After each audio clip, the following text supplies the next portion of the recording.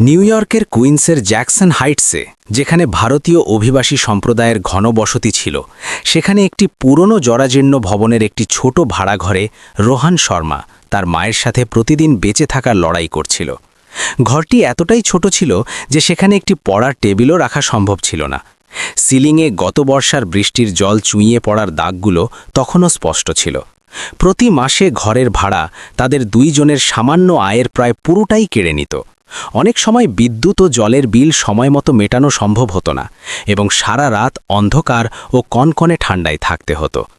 রোহানের বয়স তখন মাত্র ১৩ বছর, কিন্তু তার কাঁধে ছিল একজন প্রাপ্তবয়স্ক মানুষের সমান বোঝা। সে বুঝতে পেরেছিল যে সে যদি সাহায্যের জন্য এগিয়ে না আসে তবে এই অনিশ্চিত পরিস্থিতিতে তার মা একা দুইজনের পেট চালাতে পারবেন না। রোহানের মা সুনিতা শর্মা একসময় একজন পরিশ্রমী ও দক্ষ মহিলা ছিলেন, কিন্তু গুরুতর অবসাদজনিত রোগ ধীরে ধীরে তার স্থায়ীভাবে কাজ করার ক্ষমতা কেড়ে নেয়। তিনি জ্যাকসন হাইটসের ভারতীয় রেস্তোরাঁ ও দোকানগুলোতে কাজ করার চেষ্টা করেছিলেন, কিন্তু যখনই রোগের প্রকোপ বাড়ত তিনি কাজে মনোযোগ দিতে পারতেন না এবং নিজের চাকরি বাঁচাতে পারতেন না। দীর্ঘদিনের মানসিক সংকটে তার চোখে ক্লান্তি ও অসহায়ত্ব ফুটে উঠেছিল। আশেপাশের মানুষের কাছে তিনি ছিলেন কেবল একজন সংগ্রামী অভিবাসী নারী। খুব কম মানুষই সেই রোগটিকে বুঝতে পারত, যা নিঃশব্দে তাদের দুইজনের জীবনকে কুড়ে কুড়ে খাচ্ছিল। রোহানের ঠিক মনে ছিল না তার বাবা কে ছিলেন। সে যখন খুব ছোট ছিল তখনই তিনি তাদের ছেড়ে চলে গিয়েছিলেন এবং তার মাকে একা সব সামলানোর জন্য ফেলে গিয়েছিলেন। মাঝে মধ্যে দূর সম্পর্কের আত্মীয়দের কাছ থেকে রোহান শুনতে পেত যে তার বাবা নিউ জার্সির কোনো বন্দরে কুলির কাজ করতেন, তারপর জুয়ার নেশায় পড়ে যান এবং কিছু না বলে নিখোঁজ হয়ে যান। রোহানের মনে বাবার ধারণা ছিল প্রায় শূন্য। মাই ছিল তার একমাত্র অবলম্বন, যদিও তিনি ছিলেন দুর্বল ও অস্থির। প্রতিদিন রোহান খুব ভোরে ঘুম থেকে উঠত এবং মাকে সাহায্য করত যাতে তারা কিছু জলখাবার যেমন সামোসা, মশলা চা এবং বোতলে ভরা লস্যি তৈরি করতে পারে, যা তারা দুজনে মিলে জ্যাকসন হাইটসের রাতের বাজারে বিক্রি করত। বাজারটি ছিল কোলাহলপূর্ণ ও জনাকীর্ণ, কিন্তু তাদের জন্য এটিই ছিল বেঁচে থাকার একমাত্র উৎস। রোহান জিনিসপত্র সাজানো, টাকা নেওয়া থেকে শুরু করে দিনের শেষে সব গুছিয়ে রাখা পর্যন্ত মাকে সাহায্য করত।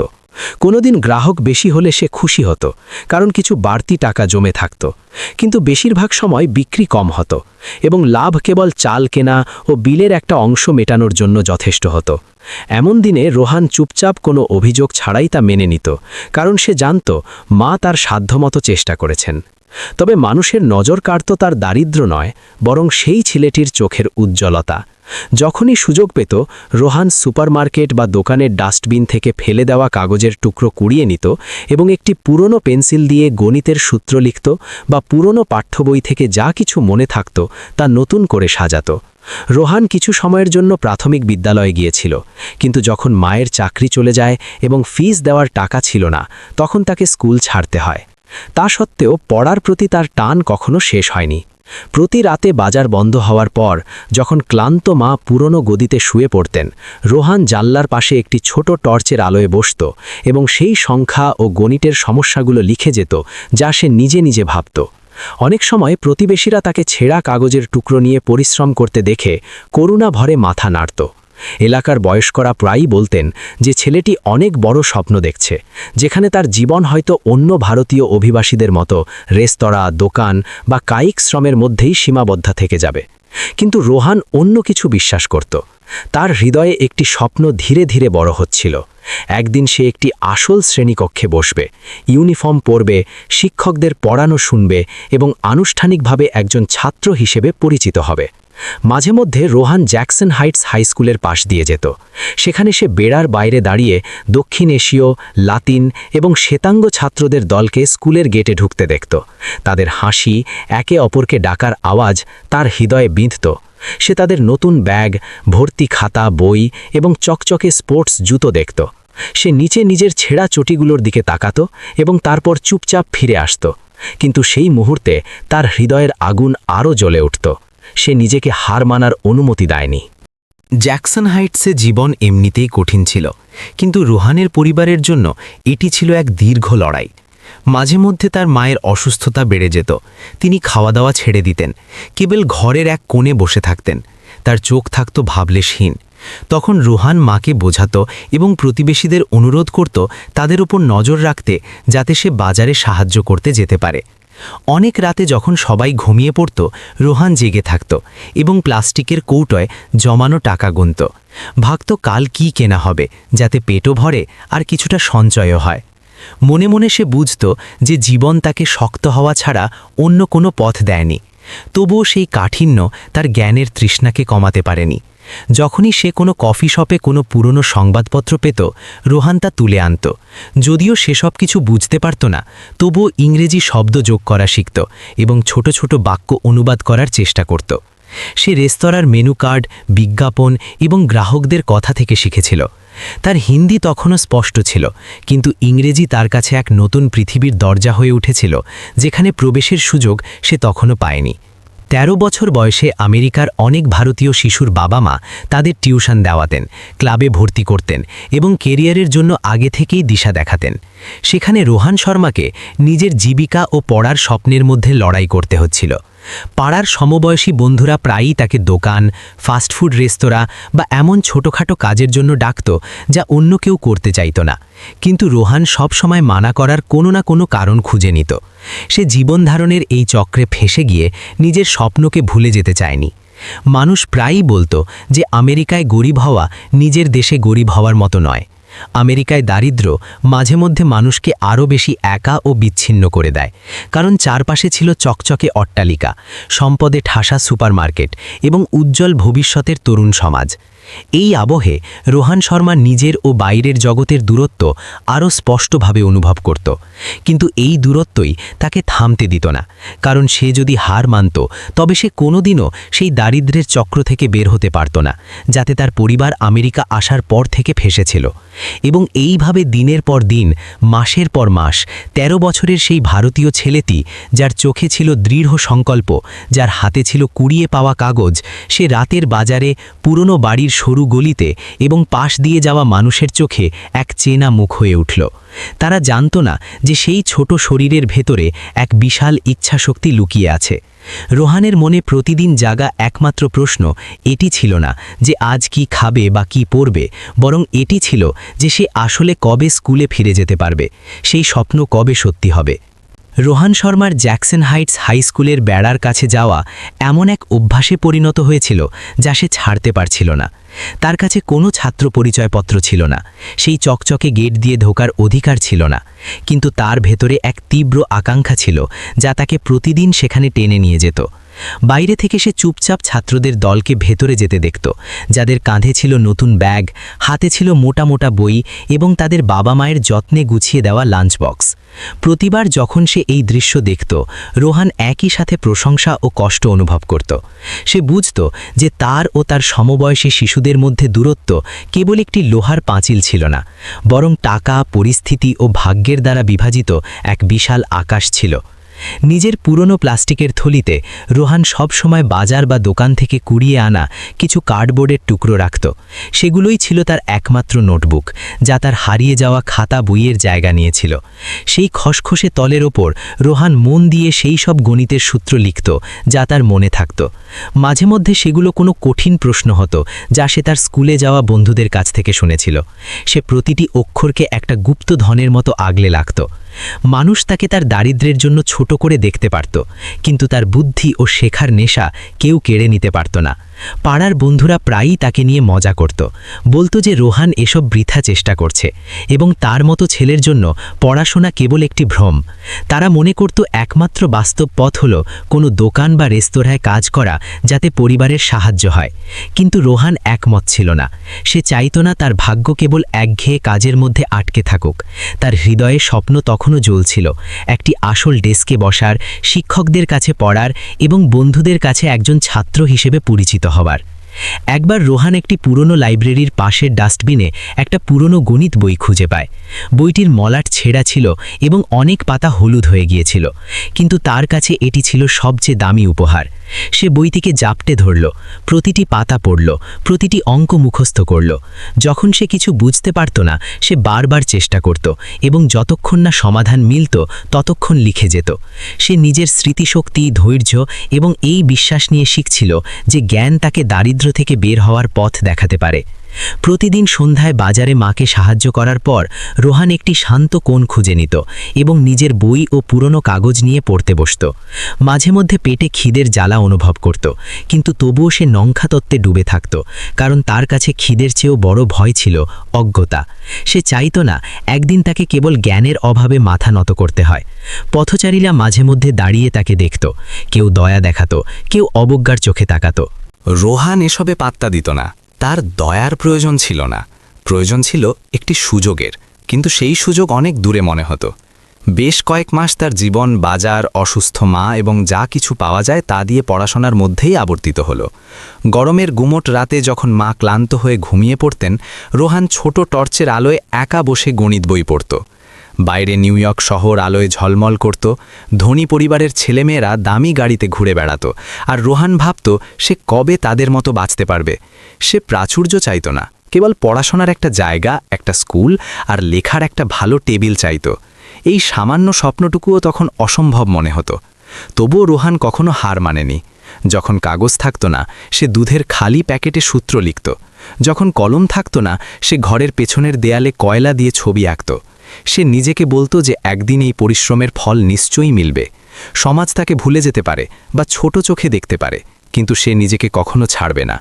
যখন সে স্কুলের বেড়ার ওপার দিয়ে তাকাত, সে কল্পনা করত সে ক্লাসে বসে কোনো প্রশ্নের উত্তর দেওয়ার জন্য হাত তুলছে আর শিক্ষকরা তার প্রশংসা করছেন। সে সেই দিনের কথা ভাবত যখন সে গ্র্যাজুয়েশন সম্পন্ন করবে এবং তার মা দর্শকদের মধ্যে দাঁড়িয়ে হাসি মুখে তাকে দেখবেন।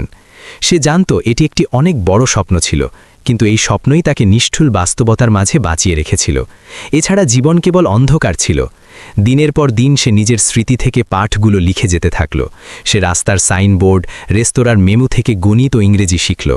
ইংরেজির প্রতিটি অক্ষর ছিল একটি চ্যালেঞ্জ, কিন্তু সে চেষ্টা থামায়নি। সে বুঝতে পারল যে সে যে কোনো জায়গা থেকে শিখতে পারে, ট্রাফিক সিগন্যাল হোক বা সুপারমার্কেটের বিল। তার জন্য পুরো শহরটাই ছিল একটা বিশাল ক্লাসরুম। কিন্তু এই দৃঢ়তার পেছনে দুঃখও লুকিয়েছিল।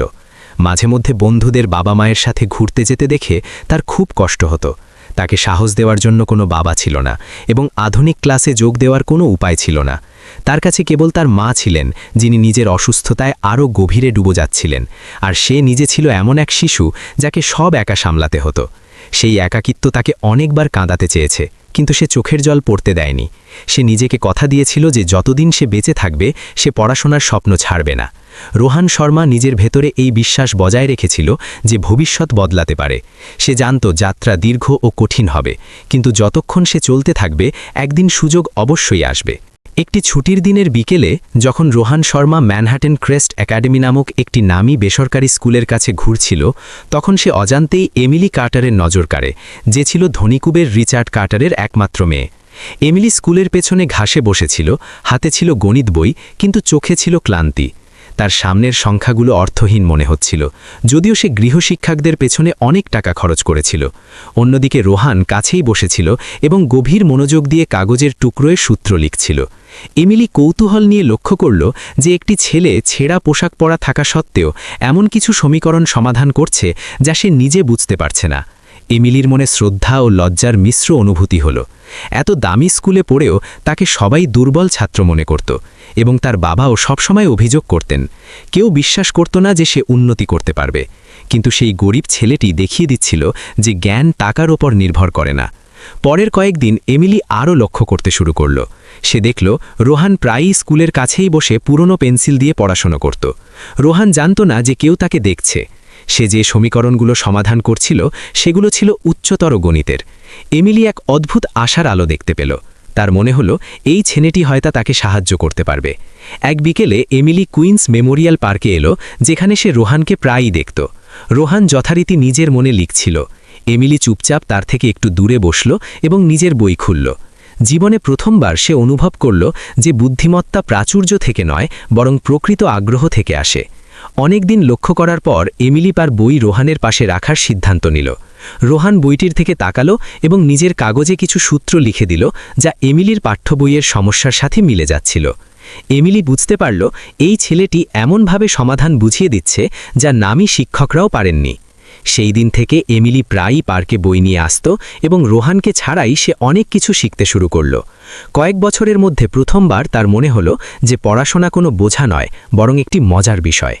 এমিলির বাবা রিচার্ড কার্টার মনে করতেন টাকাই সব সমস্যার সমাধান, কিন্তু দামি টিউটার দিয়েও এমিলি যা শিখতে পারেনি, একজন অজ্ঞাত পরিচয় ইন্ডিয়ান ছেলের মাধ্যমে সে তা আয়ত্ত করছিল। কুইন্স মেমোরিয়াল পার্কের সেই বিকেলগুলো এমিলির কাছে এক গোপন বিষয় হয়ে গেল। সে জানত তার বাবা জানতে পারলে রেগে যাবেন যে একজন বাজার করা গরিব ছেলে তার মেয়েকে পড়াচ্ছে। কিন্তু এমিলির কাছে প্রকৃত জ্ঞানের মূল্য অনেক বেশি ছিল। রোহানও জানত না যে সে কারো জীবন বদলে দিচ্ছে। তার কাছে গণিত সমাধান করাই ছিল জীবনের একমাত্র আনন্দ। এমিলির পরীক্ষার ফল ভালো হতে শুরু করল, আর শিক্ষকরা অবাক হয়ে গেলেন। এমিলির মধ্যে আত্মবিশ্বাস ফিরে এলো। এদিকে রোহানও পড়াশোনা চালিয়ে যাচ্ছিল। দুই আলাদা জগতের দুই মানুষ অজান্তেই জ্ঞানের মাধ্যমে একে অপরের সাথে জুড়ে গেল।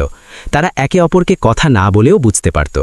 এমিলি বই ও খাতা নিয়ে আসত, আর রোহান তার পুরনো কাগজে সেগুলোর সমাধান লিখত। ধীরে ধীরে এমিলি কিছু নতুন খাতা সেখানে রেখে দিতে শুরু করল, যা রোহান ব্যবহার করত। এমিলির শিক্ষাগত মান দিন দিন উন্নত হতে থাকল, এবং রোহানও বুঝতে পারল তার জ্ঞান বৃথা নয়। যদিও এমিলি তার বাবার থেকে এই কথা লুকিয়ে রেখেছিল, কিন্তু একদিন সব সামনে চলে এলো। এক গুমোট বিকেলে যখন রোহান এমিলির জন্য কিছু লিখছিল, তখন একটি বিলাসবহুল গাড়ি স্কুলের সামনে এসে দাঁড়ালো। গাড়ি থেকে নামলেন রিচার্ড কার্টার। তার চোখে মুখে ছিল গাম্ভীর্য। তিনি লক্ষ্য করলেন তার রাজকন্যা সদৃশ মেয়েটি একটি নোংরা পোশাক পরা ছেলের সাথে দাঁড়িয়ে আছে, যার হাতে ছেঁড়া কাগজ আর পায়ে তালি দেওয়া জুতো। এমিলি ভয় না পেয়ে এক ধাপ এগিয়ে এলো এবং স্বীকার করল যে তার সমস্ত সাফল্যের মূলে আছে এই ছেলেটি। সে জানালো যে নামী শিক্ষকরা যা পারেনি, রোহান তা করে দেখিয়েছে। রিচার্ড কার্টার স্তম্ভিত হয়ে গেলেন। তার দীর্ঘদিনের বিশ্বাস ছিল যে কেবল টাকাই সাফল্য আনতে পারে। তিনি রোহানকে সন্দেহ ও অবজ্ঞার চোখে দেখলেন। রোহান মাথা নিচু করে দাঁড়িয়েছিল। তার মনে এমিলির জন্য ভয় কাজ করছিল। পরিস্থিতি ছিল থমথমে। এমিলি গর্বের সাথে জানালো যে রোহানই তাকে কঠিন সব সমস্যার সমাধান শিখিয়েছে। রিচার্ড কার্টার এমন এক সত্যের মুখোমুখি হলেন যা মেনে নেওয়া তার জন্য কঠিন ছিল। একটি বাজার করা স্কুলহীন ছেলে তার মেয়ের উন্নতির কারণ, এই ভাবনাটি তাকে বিচলিত করে তুলল। পরিবেশ তখন নিস্তব্ধ হয়ে গিয়েছিল, এবং রোহান জানত না এরপর তাদের ভাগ্যে কি আছে।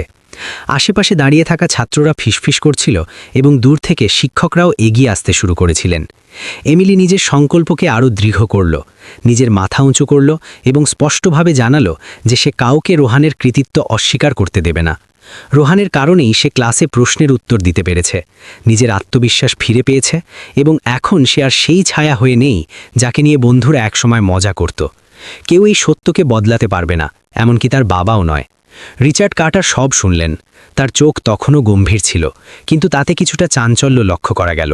তিনি রোহানের কাছে তার পরিবারের কথা জানতে চাইলেন। সেই মুহূর্তে ছেলেটি পালিয়ে গেল না। সে জানালো যে সে জানে না তার বাবা কে, কেবল তার মা আছেন। শ্রীমতী সুনিতা শর্মা গুরুতর অবসাদে ভুগছেন।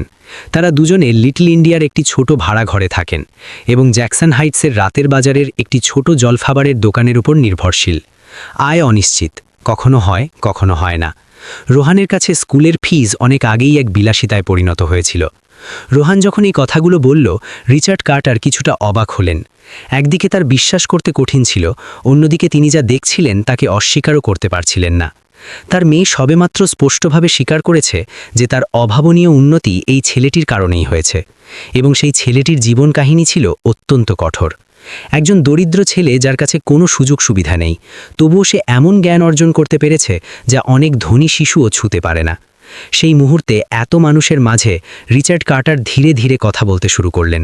তিনি তাড়াহুড়ো করে কোনো সিদ্ধান্ত শোনালেন না বা রাগ দেখালেন না। তার মনে এক দ্বন্দ্ব চলছিল। একদিকে একজন ধনকুবের বাবার অহংকার যে টাকার শক্তিতে বিশ্বাসী, অন্যদিকে এক অকাট্য সত্য যে তার মেয়ে এই ছেলেটির কারণেই উন্নতি করছে, এবং জ্ঞান ও ইচ্ছাশক্তি টাকা দিয়ে কেনা যায় না। রোহান চুপচাপ দাঁড়িয়েছিল, তার বুক দুরুদুরু করছিল। সে ভয় পাচ্ছিল যে এই ক্ষমতাবান ব্যক্তির একটি সিদ্ধান্তে তার ও এমিলির সমস্ত পরিশ্রম মাটি হয়ে যাবে। কিন্তু একই সাথে মনের গভীরে তার বিশ্বাস ছিল যে সততা ও সত্যের মূল্য অবশ্যই মিলবে। সে কোনো ভিক্ষা চাইল না বা কোনো বাহানাও দিল না, কেবল সব কিছু নিজে থেকেই প্রকাশ হতে দিল। এমিলি তখনও বাবার চোখ থেকে চোখ সরায়নি। সে তার বাবার স্বভাব খুব ভালো করে জানত, কঠোর, জেদি এবং সবকিছু নিয়ন্ত্রণে রাখতে অভ্যস্ত। কিন্তু আজ সে মোকাবিলা করার জন্য প্রস্তুত ছিল, কারণ জীবনে প্রথমবার তার মনে হয়েছে যে তার কাছে এমন কিছু আছে যা রক্ষা করা উচিত, এবং তা হল রোহান শর্মা। নিস্তব্ধতা দীর্ঘস্থায়ী হল, এবং শেষ পর্যন্ত রিচার্ড কার্টার ধীরে ধীরে মাথা নাড়লেন, যেন তিনি স্বীকার করে নিচ্ছেন যে রূঢ় সত্যকে উপেক্ষা করা সম্ভব নয়। কেউ জানত না সেই সময় তার মনে কি চলছিল, কিন্তু রোহানের প্রতি তার অবজ্ঞা কমে এসেছিল, এবং সেখানে একটি চিন্তাশীলতা জায়গা করে নিয়েছিল। তিনি হয়তো প্রথমবার অনুভব করলেন যে তার সামনে দাঁড়িয়ে থাকা শিশুটি কেবল এক দরিদ্র বালক নয়, বরং ইচ্ছাশক্তি ও শেখার আকাঙ্ক্ষার এক জীবন্ত প্রমাণ। সেই মুহূর্তটি একটি মোড় হিসেবে কাজ করল, যে ঝড় সব কিছু ভাসিয়ে নিয়ে যেতে পারত। রিচার্ড কার্টার রোহান শর্মাকে সরাসরি দেখলেন, এবং তাকে তৎক্ষণাৎ তাড়িয়ে দিলেন না। এক নতুন দরজা খুলে যাওয়ার আভাস পাওয়া গেল, এবং সেখান থেকেই রোহানের ভাগ্য এক ভিন্ন দিকে মোড় নিতে শুরু করল, যদিও সে তখনও জানত না ভবিষ্যতে কি ঘটতে চলেছে। রোহান শর্মার সহজ স্বীকারোক্তি শোনার পর পরিবেশ শান্ত হয়ে গেল। রিচার্ড কার্টার ছেলেটিকে দীর্ঘক্ষণ চুপচাপ দেখলেন, এবং তারপর হঠাৎ তার বাবা মায়ের কথা জানতে চাইলেন। রোহান ধীর গলায় উত্তর দিল যে সে কখনো জানতে পারেনি তার বাবাকে। কেবল তার মা শ্রীমতী সুনিতা শর্মা আছেন, যিনি একজন ভারতীয় অভিবাসী নারী এবং এখন গুরুতর অবসাদজনিত রোগে ভুগছেন। তিনি এখন কাজ করার ক্ষমতা হারিয়ে ফেলেছেন। অনেক সময় তিনি বিভ্রান্ত হয়ে পড়েন, এমনকি নিজের ছেলেকেও চিনতে পারেন না। তারা দুজনে জ্যাকসন হাইটসের একটি সস্তা ভাড়া ঘরে থাকেন, এবং রাতের বাজারের সমোসা ও চা বিক্রি করা একটি ছোট স্টলের আয়ের ওপর নির্ভরশীল। আয় অনিশ্চিত, কখনো হয় কখনো হয় না। রোহানের কাছে স্কুলের ফিজ অনেক আগেই এক বিলাসিতায় পরিণত হয়েছিল। রোহান যখন এই কথাগুলো বলল, রিচার্ড কার্টার কিছুটা অবাক হলেন। একদিকে তার বিশ্বাস করতে কঠিন ছিল, অন্যদিকে তিনি যা দেখছিলেন তাকে অস্বীকারও করতে পারছিলেন না। তার মেয়ে সবেমাত্র স্পষ্টভাবে স্বীকার করেছে যে তার অভাবনীয় উন্নতি এই ছেলেটির কারণেই হয়েছে, এবং সেই ছেলেটির জীবন কাহিনী ছিল অত্যন্ত কঠোর। কোনো ভিত্তি নেই, কোনো টাকা নেই, কোনো অভিভাবক নেই, কেবল এক অসুস্থ মা, এবং তাকে একাই সবকিছু সামলাতে হয়। তবুও তার মধ্যে জ্ঞান, বুদ্ধিমত্তা ও ইচ্ছাশক্তি ছিল, যা রিচার্ড কার্টারকেও মেনে নিতে হলো। কেবল রিচার্ড কার্টার নন, সেই দিন উপস্থিত শিক্ষক ও ছাত্ররাও চুপ করেছিলেন। অনেকেই রোহানকে স্কুলের বেড়ার বাইরে ফেলে দেওয়া কাগজে লিখতে দেখেছিলেন, কিন্তু কারোরই তার পুরো পরিস্থিতির কথা জানা ছিল না। এখন সত্য সামনে আসায় অনেকে লজ্জিত হলেন। তারা একসময় ছেলেটিকে নিচু নজরে দেখেছিলেন, এমনকি মজাও উড়িয়েছিলেন। কিন্তু সেই ছেলেটি প্রমাণ করে দিচ্ছিল যে জ্ঞানের শক্তি কোনো পদমর্যাদার উপর নির্ভর করে না। রোহান সবার সামনে দাঁড়িয়েছিল। সে কোনো ভিক্ষা চাচ্ছিল না বা কোনো অজুহাতও দিচ্ছিল না। সে কেবল তার মা, তার কঠিন জীবন এবং তার অপূর্ণ পড়াশোনার স্বপ্নের কথা সত্যি সত্যি জানালো। সে জানত তার হারানোর কিছু নেই, কারণ সে আগেই অনেক কিছু হারিয়েছে। কিন্তু একমাত্র যে জিনিসটিকে সে ভয় পাচ্ছিল তা হলো এমিলির সাথে আলাদা হয়ে যাওয়া, যে তাকে বিশ্বাস করেছিল এবং তার মূল্য বুঝেছিল যখন পুরো পৃথিবী মুখ ফিরিয়ে নিয়েছিল। এমিলি তখনও রোহানের পাশে দাঁড়িয়েছিল। তার গলা ছিল দৃঢ় সংকল্পে ভরা। সে জোর দিয়ে বলল যে তার পড়াশোনার ফলের সমস্ত ইতিবাচক পরিবর্তন এই ছেলেটির কারণেই এসেছে, এবং তার বাবা যদি বুঝতে চান তার মেয়ে কত পরিশ্রম করেছে, তবে তাকে এই সত্য মেনে নিতে হবে। সে আর আগের সেই ভীতু এমিলি ছিল না, বরং এমন এক মেয়ে ছিল যে তার একমাত্র বন্ধুর রক্ষা করছিল, যে তাকে নিজের আত্মবিশ্বাস ফিরে পেতে সাহায্য করেছিল। রিচার্ড কার্টার সবকিছু শুনলেন। তার মুখ ধীরে ধীরে নরম হয়ে এলো, যদিও চোখ তখনও গম্ভীর ছিল। তিনি জিজ্ঞেস করলেন যে রোহান এখন স্কুলে যায় না কেন। রোহান উত্তর দিল যে শেষবার সে স্কুলে গিয়েছিল যখন পাড়ার এক চেনা লোক কয়েক মাসের ফিস দিয়েছিল, কিন্তু তারপর তারা চলে যান এবং তাকে স্কুল ছাড়তে হয়। তারপর থেকে তার যা কিছু জ্ঞান তা নিজে পড়ার মাধ্যমে এবং যা কিছু সে দেখেছে তা মনে রাখার মাধ্যমে এসেছে। এটি শুনে এক নিস্তব্ধতা নেমে এলো। রিচার্ড কার্টার তার মেয়ের দিকে তাকালেন এবং তারপর সেই ভারতীয় ছেলেটির দিকে। তার মনে এক অবর্ণনীয় অনুভূতি জাগল। তিনি সবসময় ভাবতেন জ্ঞান কেবল নামী স্কুল, টাকা ও শক্তিশালী সম্পর্কের মাধ্যমেই পাওয়া যায়, কিন্তু তার সামনে এক ভিন্ন উদাহরণ ছিল। একজন দরিদ্র স্কুলছুট শিশু তার মেয়েকে তা শিখিয়ে দিয়েছে যা দামি গৃহশিক্ষকরাও পারেননি। সেই মুহূর্তে রিচার্ড কার্টার আর জানতে চাইলেন না কে ঠিক আর কে ভুল। তার বদলে তিনি ধীরে ধীরে বললেন যে তিনি রোহানের মায়ের সাথে দেখা করতে চান। এই অপ্রত্যাশিত কথাটি অনেককে অবাক করে দিল। রোহান নিজেও জানত না কিভাবে প্রতিক্রিয়া জানাবে। সে তাড়াহুড়ো করে উত্তর দিল যে তার মা খুব অসুস্থ, মাঝে মধ্যে নিয়ন্ত্রণ হারিয়ে ফেলেন এবং দেখা করার মতো অবস্থায় নেই। সে ভয় পাচ্ছিল যে রিচার্ড কার্টারের মতো ক্ষমতাশালী মানুষ হয়তো তা বুঝবেন না বা অবজ্ঞা করবেন। কিন্তু তিনি কেবল এই কথার উপর জোর দিলেন যে তিনি নিজের চোখে সবকিছু দেখতে চান, শোনার বদলে সত্য জানতে চান। এমিলি তৎক্ষণাৎ এই সুযোগটি লুফে নিল। সে তার বাবার কাছে অনুরোধ করল যেন তার বন্ধুর কোনো ক্ষতি না করা হয়। সে জোর দিয়ে বলল যে সে কেবল চায় তার বাবা এই বন্ধুত্বের সম্মান জানান। রিচার্ড কার্টার নিজের মেয়ের দিকে তাকালেন এবং সেই দৃঢ়তা দেখলেন যা আগে কখনো দেখেননি। এই দুর্বল মেয়েটি যে সবসময় টাকার ওপর নির্ভরশীল ছিল, আজ সমাজের সবচেয়ে নিচুতলার কোনো মানুষের সুরক্ষার সাহস দেখাচ্ছে। তার মনে বিস্ময় ও প্রশংসা মিশ্রিত ছিল। রোহান চুপ হয়ে গেল এবং শেষ পর্যন্ত রাজি হলো। সে জানত তার কাছে কোনো বিকল্প নেই। সে যদি পিছিয়ে আসত তবে সবকিছু শেষ হয়ে যেত। অন্তত সত্য সামনে আসায় হয়তো এখনও আসার আলো ছিল। এবং সেই বিকেলে রিচার্ড কার্টার ও তার গাড়িবহর রোহান ও এমিলির পিছু পিছু ম্যানহাটন ক্রেস্ট একাডেমির জৌলসপূর্ণ চত্বর ছেড়ে এক সম্পূর্ণ বিপরীত জায়গায় গেল। জ্যাকসন হাইটসের সেই ভাড়াঘরের রাস্তা বেশি দূরে ছিল না, কিন্তু পার্থক্য ছিল বিশাল। পুরনো দেওয়াল, হিন্দি ও ইংরেজিতে সাইনবোর্ড, গায়ে গায়ে লাগা ছোট ছোট দোকান, বাতাসে ভাসা খাবারের গন্ধ।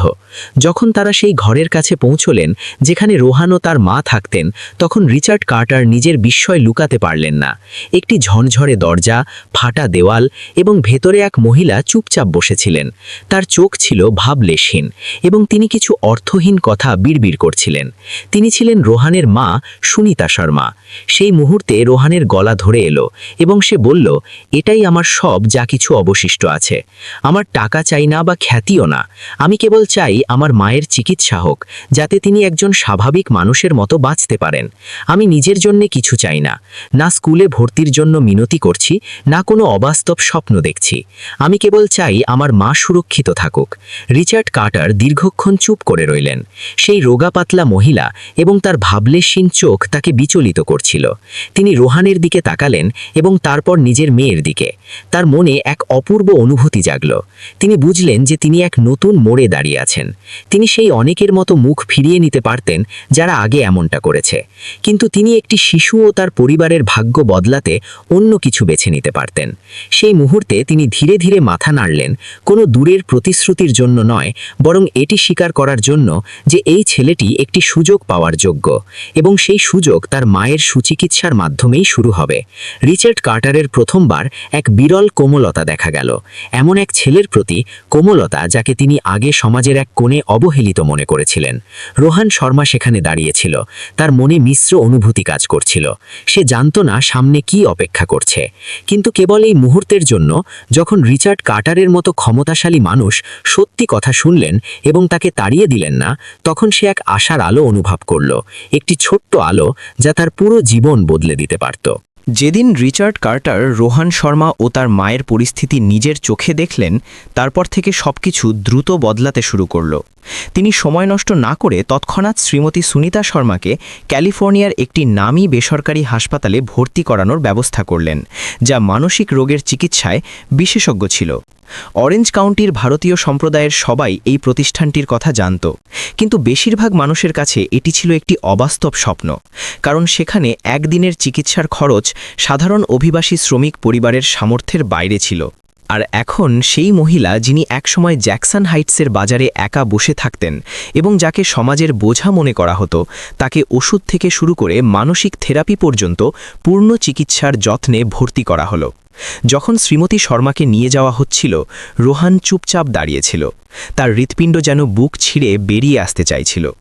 অনেক বছর ধরে সে তার মাকে অন্ধকারে ডুবে থাকতে দেখতে অভ্যস্ত হয়ে গিয়েছিল এবং নিজেকে এইটুকু আশার আলোয় বাঁচিয়ে রেখেছিল যে একদিন কোনো অলৌকিক কিছু ঘটবে। আর এখন সেই অলৌকিক ঘটনা সত্যি হয়েছে। সে জানত না তার মা পুরোপুরি সুস্থ হতে পারবেন কিনা, কিন্তু অন্তত তার কাছে একটি সুযোগ ছিল।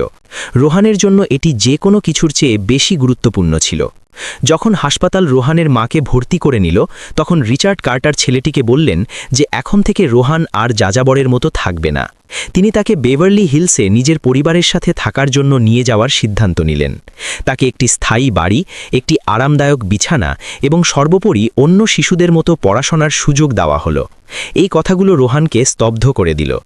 জ্যাকসন হাইটসে একটি জরাজীর্ণ ভাড়া ঘর থেকে তাকে হঠাৎ এক ধনকুবেরের বিলাসবহুল প্রাসাদে নিয়ে আসা হলো। সবকিছু একটি অবিশ্বাস্য স্বপ্নের মতো মনে হচ্ছিল। শুরুর দিকে রোহান সেই জৌলুসের মাঝে নিজেকে হারিয়ে ফেলত। বাড়িটি এত বড় ছিল যে তার সব ঘর মনে থাকত না।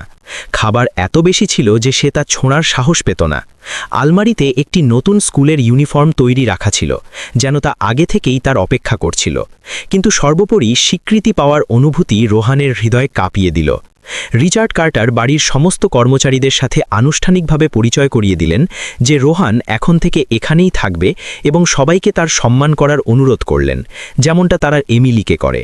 ম্যানহ্যাটন ক্রেস্ট একাডেমির ইউনিফর্ম পরার প্রথম দিন রোহান আয়নার সামনে দীর্ঘক্ষণ নিজেকে দেখল। পরিষ্কার জামাকাপড়, একটি নতুন ব্যাগ, গোছানো বই ও খাতা, সবকিছু সেই ছবির চেয়ে অনেক আলাদা ছিল যা সে জ্যাকসন হাইটস হাই স্কুলের বেড়ার বাইরে দাঁড়িয়ে নিজের কল্পনা করত। এখন তাকে বাইরে দাঁড়িয়ে দেখার প্রয়োজন ছিল না, না ছিল অন্যের ফেলে দেওয়া কাগজে সূত্র লেখার প্রয়োজন, বরং তাকে আনুষ্ঠানিকভাবে ক্লাসে ঢোকার, ধনী শিশুদের মাঝে বসার, লেখার এবং প্রশ্ন করার জন্য হাত তোলার অনুমতি দেওয়া হয়েছিল। ক্লাসে রোহানের উপস্থিতি আলোড়ন সৃষ্টি করল। অনেক ছাত্র তাকে সেই ছেলে হিসেবে চিনতে পারল যে একসময় পার্কে বসে গণিত সমাধান করত এবং এখন সে প্রধান ফটক দিয়ে স্কুলে প্রবেশ করছে। শুরুতে চারদিকে সন্দেহভাজন দৃষ্টি ও ফিসফিসানি ছিল, কিন্তু কয়েকদিন পর সব কিছু বদলে গেল। রোহান কঠিন সব প্রশ্নের অনর্গল উত্তর দিল, অঙ্কের অনুশীলন দ্রুত সমাধান করল এবং এমনকি শিক্ষকদেরও অবাক করে দিল। যে জ্ঞান সে এতকাল নিজে নিজে শিখেছিল তা কারোর চেয়ে কম ছিল না, এমনকি অনেক সহপাঠীর চেয়েও বেশি ছিল। একজন দরিদ্র কিন্তু প্রতিভাবান ভারতীয় ছেলের খবর পুরো স্কুলে ছড়িয়ে পড়ল। সন্দেহ সরিয়ে শিক্ষকরা তাকে সম্মান করতে শুরু করলেন। বন্ধুরাও তাদের দৃষ্টিভঙ্গি বদলে ফেলল।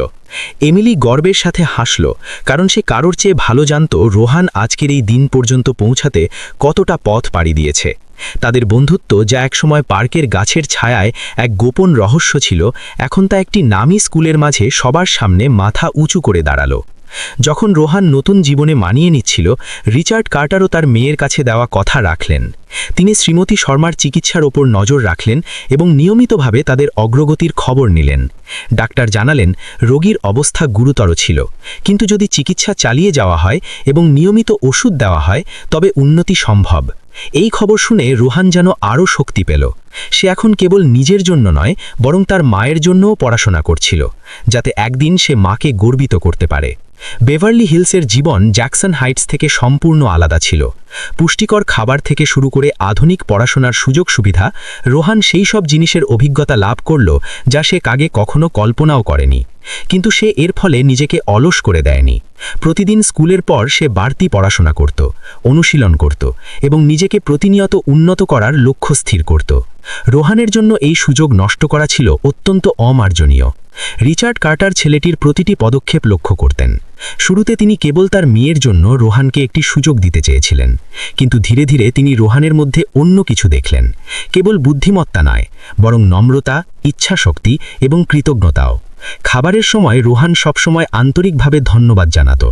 ক্লাসে সে কেবল নিজের দিকেই নজর দিত না, বরং বন্ধুদের সাহায্য করার জন্যও প্রস্তুত থাকত। প্রতিটি ছোট আচরণ প্রমাণ করে দিল যে এই ছেলেটি কোনো বোঝা নয়, বরং পরিবারের নতুন গৌরব। এমিলির ক্ষেত্রে পরিবর্তন আরও স্পষ্ট ছিল। সে পড়াশোনায় আরও আত্মবিশ্বাসী ও সক্রিয় হয়ে উঠল। এখন তাকে উত্তর দেওয়ার জন্য ডাকলে আর ভয় লাগত না, বা বন্ধুদের তুচ্ছতাচ্ছিল্য ভরা নজর দেখে মাথা নিচু করতে হতো না। এই সবই ছিল রোহানের সাহচর্যের কারণে। সে তাকে নিজের বোন বলতো এবং রোহান নিজের বোন মনে করত। এই সম্পর্ক ধনী দরিদ্রের সীমা ছাড়িয়ে গেল। দুটি ক্ষতবিক্ষত হৃদয়ের মধ্যে এক শক্তিশালী বন্ধন তৈরি হল। দিনের পর দিন রোহান খাবারের চিন্তা না করা বা বিলের কথা না ভাবায় অভ্যস্ত হয়ে উঠল। কিন্তু তার মনের গভীরে সে কখনো ভুলল না সে কোথা থেকে এসেছে। তার প্রতি রাতে ছোট টর্চের আলোয় পড়তে বসা, জ্যাকসন হাইটসের রাতের বাজারের কোলাহল এবং সেই স্যাঁতসেঁতে ঘরটি মনে পড়ত যেখানে মা সবসময় চুপচাপ বসে থাকতেন। এই স্মৃতিগুলো তাকে দুঃখ দিত না, বরং তাকে এগিয়ে যাওয়ার প্রেরণা দিত। এক শুক্রবার সন্ধ্যায় রিচার্ড কার্টার রোহানকে নিজের পড়ার ঘরে ডাকলেন। তিনি বললেন যে তিনি গত কিছু সময় ধরে তাকে লক্ষ্য করছেন এবং তিনি কেবল এমিলির মধ্যে নয় বরং এই পরিবারেও পরিবর্তন দেখছেন। তিনি স্বীকার করলেন যে তিনি কখনো ভাবেননি একজন দরিদ্র ভারতীয় বালক এত বড় প্রভাব ফেলতে পারে। রোহান আসার পর থেকে তিনি তার মেয়েকে আরও খুশি ও পরিশ্রমী হতে দেখেছেন এবং তিনি নিজেও শিখেছেন যে সব কিছু টাকা দিয়ে কেনা যায় না। তিনি ঘোষণা করলেন যে এখন থেকে তিনি রোহানকে নিজের ছেলের মতো মনে করবেন এবং যা কিছু তিনি এমিলির জন্য করবেন তা রোহানের জন্যও করবেন। এটি শুনে রোহানের গলা বুঝে এলো। সে কখনো ভাবেনি যে একদিন কোনো ক্ষমতাধর ব্যক্তি তাকে পুত্র বলে রাখবে। তার মনে এতদিন বাবার ভালোবাসার যে অভাব ছিল তা হঠাৎ পূর্ণ হয়ে গেল। কিন্তু সে এও বুঝতে পারল যে এখন তার দায়িত্ব আরও বেড়ে গেছে। তাকে খুব ভালো করে পড়াশোনা করতে হবে এবং এই বিশ্বাসের যোগ্য হয়ে বাঁচতে হবে। বেভারলি হিলসের অস্তগামী সূর্যের আলোয় একটি ছেলে, যাকে একসময় রাতের বাজারে নিচু নজরে দেখা হতো, সে আনুষ্ঠানিকভাবে একটি ধনকুবের পরিবারে অন্তর্ভুক্ত হল। ভাগ্যের কারণে নয়, বরং নিজের বুদ্ধি ও ইচ্ছাশক্তির জোরে। এবং যে মুহূর্তে রিচার্ড কার্টার রোহানের কাঁধে হাত রাখলেন, সবাই বুঝতে পারল যে ভবিষ্যতের দরজা তার সামনে খুলে গেছে। একটি ভবিষ্যৎ যার স্বপ্ন রোহান আগে কখনো দেখেনি, তা এখন বাস্তবতায় পরিণত হয়েছে। পরবর্তী কয়েকদিনে রোহান শর্মা এক সম্পূর্ণ নতুন যাত্রা শুরু করল। এখন সে আর বেড়ার বাইরে লুকিয়ে বা ফেলে দেওয়া কাগজে লিখত না, বরং ম্যানহাটন ক্রেস্ট একাডেমির ক্লাসে বসেছিল। হাতে ছিল একদম নতুন পাঠ্য বই এবং রিচার্ড কার্টারের দেওয়া আধুনিক ট্যাবলেট ব্যবহার করছিল। শুরুতে অনেক মানুষ তখনও সন্দিহান ছিল। তাদের সেই গরিব ছেলেটির কথা মনে ছিল যে কুইন্স মেমোরিয়াল পার্কে পুরনো কার্ডবোর্ডে গণিত লিখত। কিন্তু কয়েক সপ্তাহের মধ্যে সেই সন্দেহ প্রশংসায় বদলে গেল। শিক্ষকরা তাকে উত্তর দেওয়ার জন্য ডাকলে রোহান কেবল সঠিক উত্তরই দিত না, বরং বিস্তারিতভাবে বুঝিয়ে দিত, যা পুরো ক্লাসের ছাত্ররা মন্ত্রমুগ্ধের মতো শুনত। কিছু শিক্ষক তো রিচার্ড কার্টারকে অবাক হয়ে জিজ্ঞেস করলেন যে ওকে কে পড়িয়েছে, এবং তিনি কেবল হাসতেন, কারণ এই ছেলেটি সেই কঠিন বছরগুলোতে নিজেকে নিজেই পড়িয়েছিল। বেভারলি হিলসের বিলাসবহুল বাড়িতে রোহান ধীরে ধীরে শান্তি খুঁজে পেল। তাকে আর প্রতিটি বিলের দিকে নজর দিতে হতো না বা এই চিন্তা করতে হতো না যে রাতের জন্য পর্যাপ্ত খাবার থাকবে কিনা। তার বদলে সে নিজের পুরো সময় পড়াশোনায় উৎসর্গ করল। এমিলি তার সাথে দুই ভাই বোনের মতো এগিয়ে চলতে থাকল। তার সাফল্য দিন দিন বাড়তে থাকল। তার আত্মবিশ্বাস ফিরে এলো এবং স্কুলের বন্ধুরা তাকে এক ভিন্ন চোখে দেখতে শুরু করল। অবহেলিত একজন ছাত্র থেকে সে ইচ্ছাশক্তির এক উদাহরণে পরিণত হল, এমন এক বন্ধুর কারণে যার কথা কেউ কল্পনাও করেনি। যখন রোহান ও এমিলি বড় হচ্ছিল, হাসপাতালে শ্রীমতী সুনিতা শর্মাও ইতিবাচক পরিবর্তন দেখাতে শুরু করলেন। ওষুধ ও থেরাপির মাধ্যমে তিনি ধীরে ধীরে চেতনা ফিরে পেলেন। দীর্ঘ কয়েক বছরের মধ্যে প্রথমবার যখন রোহান তার সাথে দেখা করতে গেল, তিনি তাকে চিনতে পারলেন এবং ছেলের সঠিক নাম ধরে ডাকলেন। মায়ের মুখ থেকে বের হওয়া কেবল দুটি শব্দ, রোহান, তাকে কাঁদানোর জন্য যথেষ্ট ছিল। সেই বিশ্বাসকে আঁকড়ে ধরল যে একদিন তিনি পুরোপুরি সুস্থ হয়ে উঠবেন এবং মা ছেলে দুজনে মিলে আবার নতুন করে শুরু করতে পারবেন। রিচার্ড কার্টার কেবল রোহানকে বৈষয়িকভাবেই সাহায্য করেননি, বরং তাকে মানসিকভাবেও পথ দেখিয়েছেন। তিনি মাঝে মধ্যেই রোহানকে নিজের লাইব্রেরিতে ডাকতেন এবং জীবন, দায়িত্ব ও করুণার গুরুত্ব নিয়ে কথা বলতেন। তিনি বলতেন যে বুদ্ধি একটি আশীর্বাদ, কিন্তু যা আসলে একজন মানুষকে শ্রেষ্ঠ করে তোলে তা হলো আমরা সেই বুদ্ধিকে নিজের জীবন পরিবর্তন ও অন্যের উপকারে কিভাবে ব্যবহার করি। রোহান প্রতিটি শব্দ শুনত ও মনে রাখত।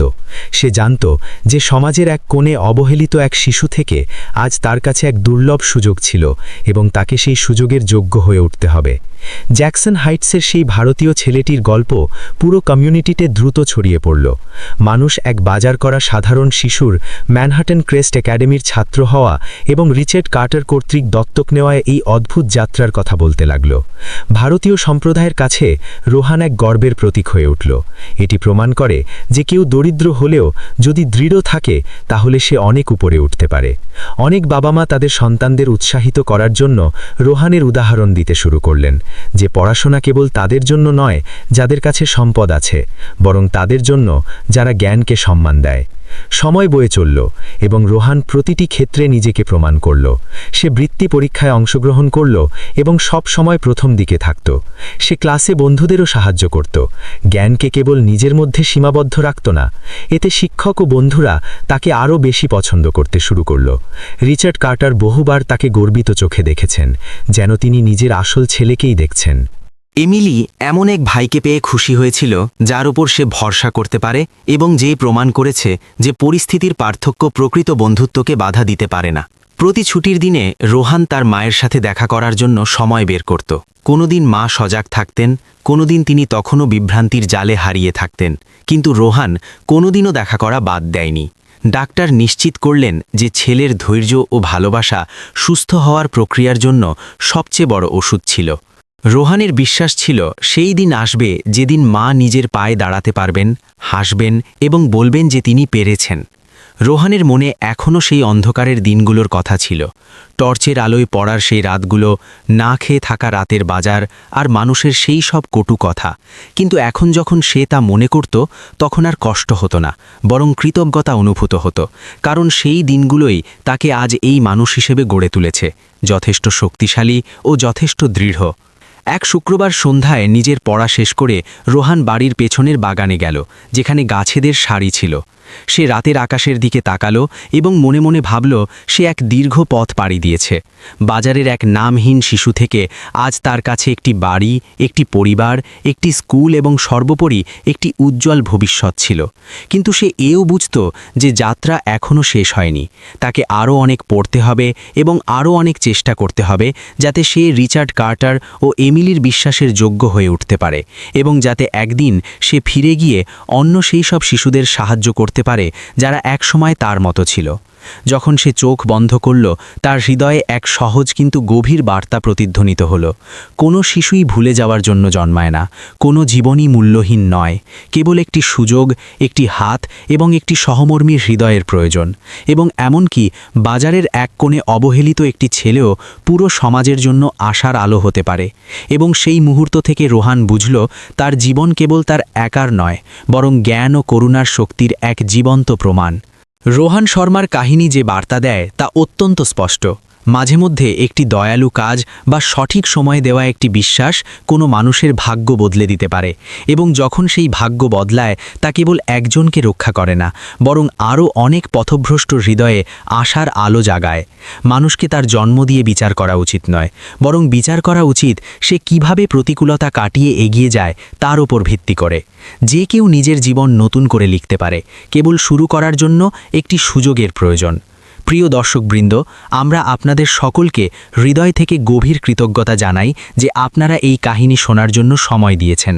প্রতিটি ছোটোখাটো বিবরণে এই কাহিনী কেবল একজনের প্রতিকূলতা জয় করার যাত্রাই তুলে ধরে না, বরং আমাদের মধ্যে এই দৃঢ় বিশ্বাসও জাগায় যে জ্ঞান, করুণা ও সহমর্মিতা এক সম্পূর্ণ ভাগ্যকে বদলে দিতে পারে।